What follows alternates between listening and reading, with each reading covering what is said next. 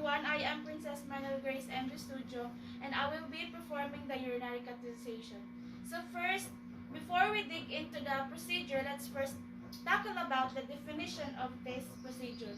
So, urinary catheterization is the introduction of urinary catheter through the urethra into the bladder for installation or removal of fluids.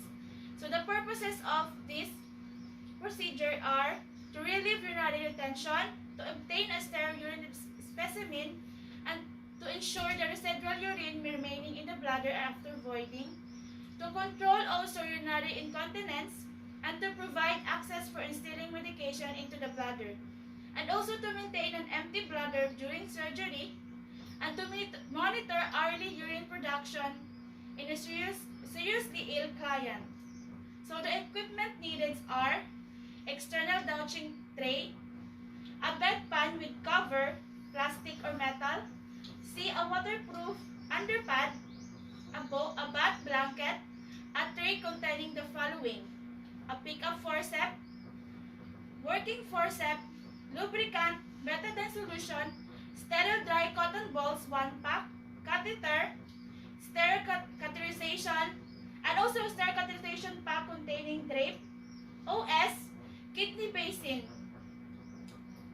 Equipment for indwelling catheter include Foley catheter, sterile 5 to 10 cc, syringe, triple distilled water vial, plaster, a urine bag, and lastly is the gooseneck lock. The first thing you do is check the doctor's order, because catheterization is only if the medical order of the doctor. So second, assess whether client is allergic to iodine or plaster. Providine iodine is often used to cleanse the vulva before catheterization. So next is assemble all the equipment needed, or it is to promote efficient time management. Fourth is identify and explain the procedure to the client. Next is provide a good light.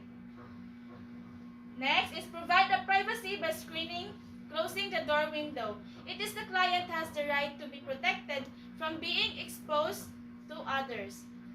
Replace the sheet with bath blanket. Place underproof underpad under the client. This to protect the bed linens from moisture and getting soil. So prepare the urine receptacle and tubing if an indwelling catheter is to be inserted. The tubing facilitates in connecting the catheter to the drainage system. So open the pack and bring it near to the perineal area.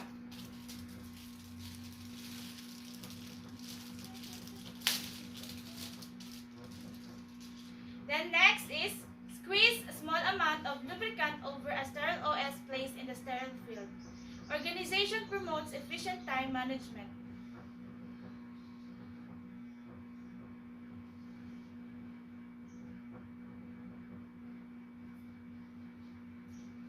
Next is using a sterile pickup forceps, get 2 cotton balls with betadine antiseptic solution from the sterile jar and place in the sterile field on top of the several OS.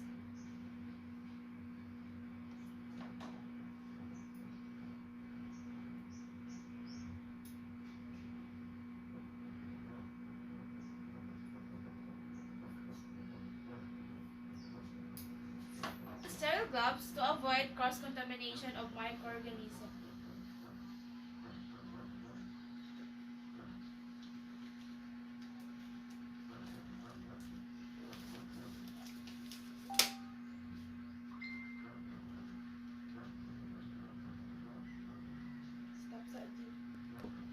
So after gloving, grasp the upper corner of the eye drape and unfold it without touching unsterile areas.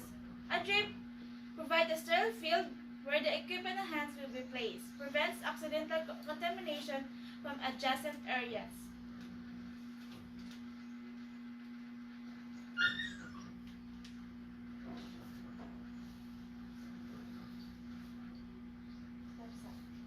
Place the drape over the vulva area, exposing the labia.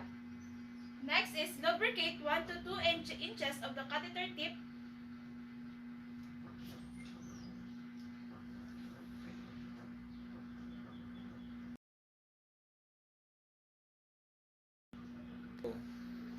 Lubrication reduces the trauma of the tissues. With the thumb and forefinger of your non-dominant hand, spread the labia and identify the urinary meatus. Maintain hold and until the catheter has been inserted.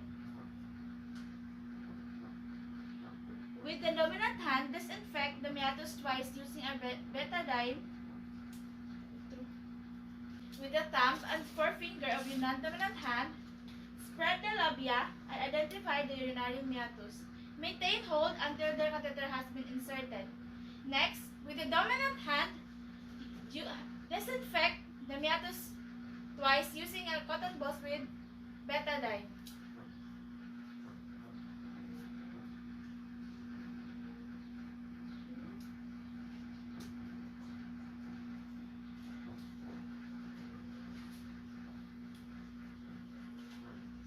Cleansing the area can minimize the urinary tract infection. Insert the tip of the catheter into dimple-like structure or the meatus below the clitoris, which is into 2 to 3 inches or until the urine flow. Do not force the catheter through the urethra and ask the patient to breathe when inserting the catheter. The sphincter relaxes and the catheter can enter the bladder easily when the client relaxes. If a fully catheter is used, introduce 5 cc of a distilled water to secure the catheter. Gently pull the catheter until the retention balloon is snuggled against the bladder. Creates a balloon to ensure the catheter retention. Maximizes continuous bladder drainage. So introduce 5 cc.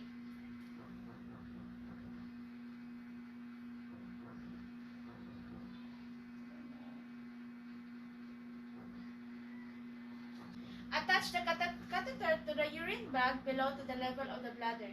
Tape catheter to the thigh. The rationale of it is to avoid reflux of urine to prevent urinary tract infection.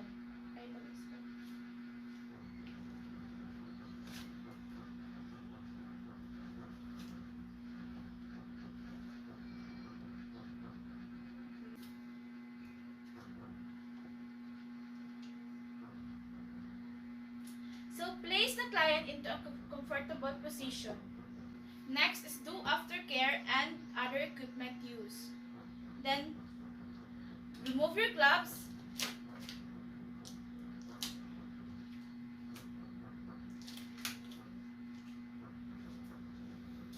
And do hand washing. It is to prevent the spread of microorganisms.